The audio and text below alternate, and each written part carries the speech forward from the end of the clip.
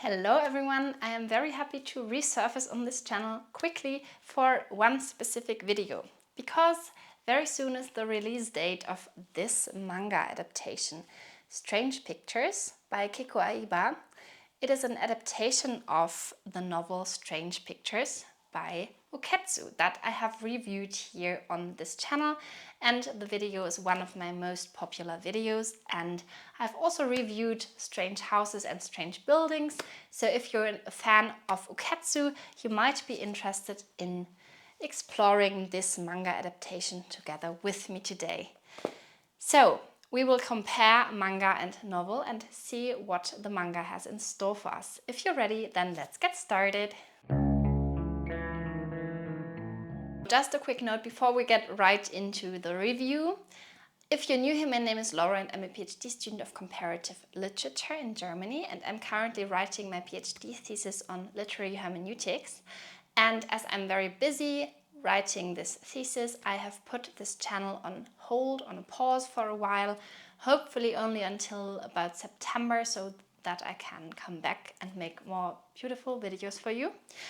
But for now I have decided that it's better for me to take a break and to really focus fully on writing the PhD thesis. If you've written one yourself, probably you can understand that it's quite a long, complex process, as writing any kind of book will be, but in academia it's complex in itself. And therefore I'm only resurfacing with one specific video right now. But I wanted to make this video because I am such a big fan of Uketsu, and I have been making reviews of his works on this channel before. You see that I have actually read a lot of his work. And now this manga adaptation got released by Titan Comics, which is the publishing house. They contacted me a few months ago and asked me whether I wanted to review the manga.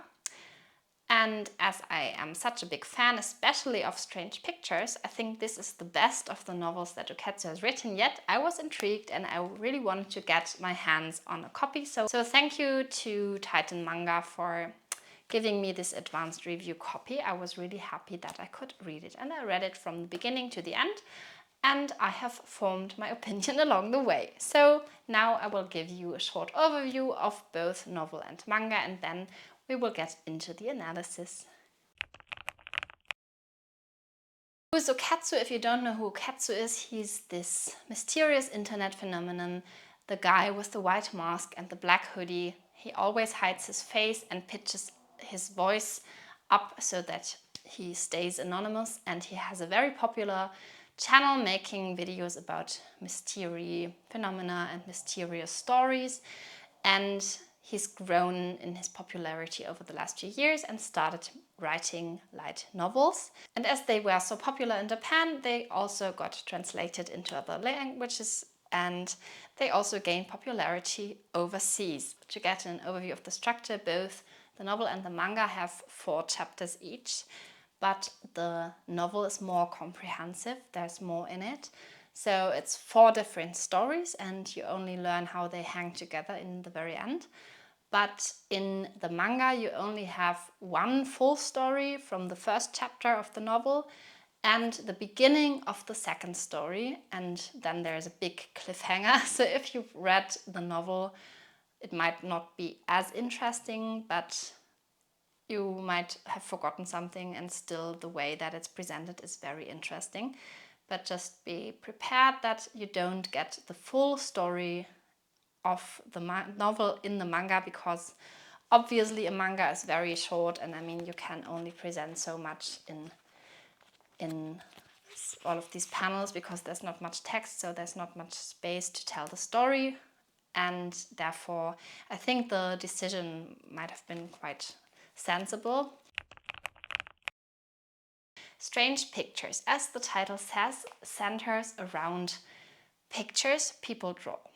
They are just very mundane, everyday life pictures of very normal people. People like you and me, who are just going about their day, living their lives. But if you look closer at the pictures, you realize that there is something off with them, and you can't really figure out what it is yet, but behind each picture something deeper and darker is hidden, and that only reveals itself through engaging with the story behind it.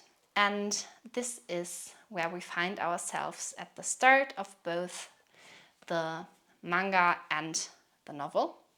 So at the beginning, we meet a university professor who is specializing in psychology, and she tells us about the drawing that a little girl made. It is a drawing of a bird in a tree, and she tells us a little bit more about a method that she uses. She uses this method to make people draw something, and through the drawings, they reveal hidden traumas and emotions that they haven't processed, and much deeper things within their psyche. So that's a very interesting method. And she teaches us in both the manga and the novel about the secrets behind the picture that this little girl drew and the dark secrets behind it. Looking at the manga panel and comparing it directly to the picture in the novel, you can see that it's the same style. So Kikou Aiba has really just copied this style and tried to match it in his manga, but he has also pointed out lots of details, and he has always put speech bubbles onto the images so that the eye and the attention of the reader of the manga gets really drawn to the details. Within this first chapter, the setting switches to two university students, Sasaki-san and Kurihara. We meet Kurihara also in the other books by Uketsu, but they are just two university students and they are friends. So here you can see Sasaki-san and Kurihara when they meet after a longer time, and you can see the style of the manga is pretty neatly drawn. It's very beautiful, it has lots of details, and you get transported into the scene pretty well. This is just one example to give you an impression of the style. I like it a lot. But the depiction depends a lot on the page that you're looking at. Some pages are very crowded and have way too many panels, in my opinion. This one is one of the better examples, but some pages are just too full with speech bubbles and smaller and bigger panels, so that you don't really know where to look first. But all in all, the style that Kikou Aiba chose here is pretty nice, and I think it also suits the novel pretty well. And they stumble upon a blog that is called Oh No Not Raku, and it is a blog written by some guy. He seems to be like maybe in his 30s or something, and he tells about his everyday life and that his wife is pregnant and they are so happy and they're expecting the baby. And then they read the blog, and then he tells that his wife has been starting to draw pictures. And the pictures seem quite normal as well. They are just depicting people, a woman, a young woman, older woman, a little boy, and others, so I will just blend them in here. But you see that they are just pictures and they have numbers on them, and they're trying to find out what the meaning behind those is, because one day the blog just stops. So they read through all of the different entries and how over time the man who writes the blog is very excited and happy, and he can't wait for his wife to deliver the baby so they can be a happy family together. But he also realizes that something is going on, and then the blog just stops and you just have very few eerie lines. And the depiction is quite different between the novel and the manga. So here you can see one example of how the manga adapted the novel. So in the novel you always have the single blog posts and then the pictures in between. So just the way you would scroll down on a web page reading that, which of course in a manga you cannot include the same way, but still the manga does also include some blog posts and then also the pictures. But I think it has not been working so well all the time, because just as the pictures are always so crowded with other panels and there's not so much space, it's just not the same effect on me as a reader, at least. I don't know about you. You also can see that the quality of the image is not the same. So in the woman that is depicted here in the manga, it is not half as detailed and much lighter. I don't know if that's like a specific choice that Kikou Aiba made, but you see that from the content everything's the same, and sometimes it's even the same order of words, sometimes also other kinds of sentences but with the same content and meaning. But the depiction is very different, and I think in some panels it worked well, but for example in this one here it just takes away the attention from the image onto the minds of the two boys trying to solve the mystery. And I think it did not work too well in all of the panels, because the images just don't get enough space and attention, although the focus should be on them. Just my impression here. But throughout chapter 2 and 3, you can see that the way that the two boys try to solve the mystery is depicted pretty well, and it also makes use of the possibilities that the manga grants the artist in depicting everything, because especially as it's about all of these images and how they are connected and how they belong together, this is much more easy to depict in the manga than it is in the novel, and that is pretty well done. So it gets better and better at the beginning, when you just learn about the whole story and you get presented all of these blog posts and the images, it feels like it works much better in the novel. But then later on, when it's more about the mystery and the story behind it and how actually these pictures with all of the numbers are connected, I can't show you too many details because I would spoil the experience for you, but it is very, very well done, and I think that's a huge benefit of the manga here, that it makes use of the tools that it has in being able to visualize everything so well. The fourth and final chapter of the manga is called Fog Enveloping the Room, and it's the beginning of the second chapter of the novel, as I said, and it is about a little boy, I think it's around 5 years old, Utah, and his mother, and they are living together. His mother is raising him as a single mother because the father has died.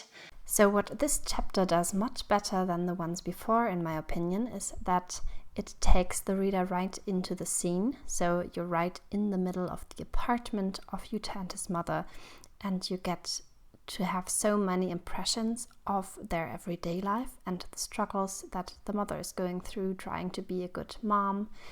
And you're just so much more in the story, also because it's about her mother having the feeling that she's being haunted by someone and she can't quite point it out.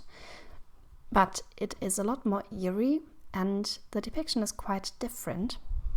And I think that's much stronger for the story because it just lets you engage so much better with it and feel much more like you're part of it and you're more invested and interested. That's what happened to me, at least. And then it centers around this drawing that Yuta makes for his mom, and it's for Mother's Day, and his kindergarten teacher tells his mother that he has drawn this, and she is a little bit worried because it's just not a normal picture. And when the mother sees it, at first she's happy because she realizes, oh, that's Yuta and her standing beside their house. And then she realizes that there's something off with the apartment they are living in. It looks like he has drawn something and then he has erased it, or maybe drawn something over it. And this is how the story ends here in the manga. And I think that's quite a good cliffhanger, because you actually do want to learn about what's been going on, and you also learn already that there's some weird person haunting them. There's a car driving by and the mother feels haunted all the time already, so you can guess that something eerie is definitely going on here. And the manga is leaving us wanting for more, I would say. Just take your time and pay attention to detail, and also use the possibility to flip between the pages and read back and forth. Don't spoil yourself, of course, but definitely take your time, and also maybe just think about why everything is presented the way it is. I think that would be my most important tip for you. And whether you should start with the novel or the manga, I think it depends on your taste. I think probably it's better if you want to read both and you haven't yet, then I think it would actually make more sense to read the novel first because you just get more details. And if you're someone who likes stories and getting told a story, then this might be better, because the manga is just a whole different medium. So I think you don't get as much detail sometimes, or just in the visuals, but not from the story. So I think I would start with the novel if I would start again. But I think you could also read both independently. You could, of course, also start with the manga, or just ditch one of them completely if you're not interested. But all in all, I think you just have all of the freedom in the world.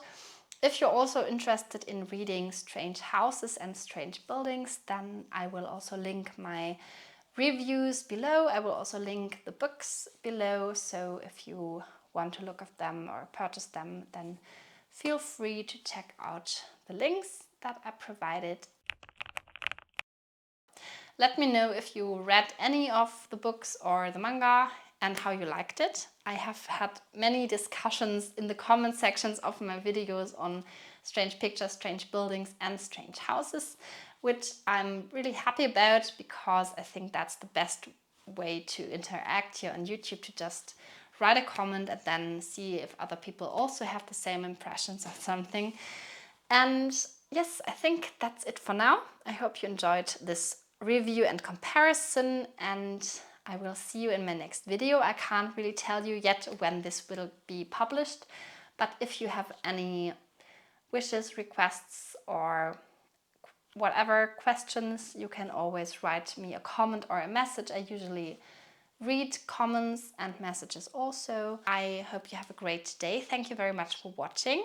Consider subscribing if you haven't yet to the channel, and also thank you for 2,100 subscribers. That happened while I was absent from the channel here, so I'm really glad that the channel is still growing a little bit slowly, and I will definitely continue making videos, and I'm looking forward to that. For now, it's back to the thesis, and I hope you have a great time reading or just enjoying your summer. Bye bye!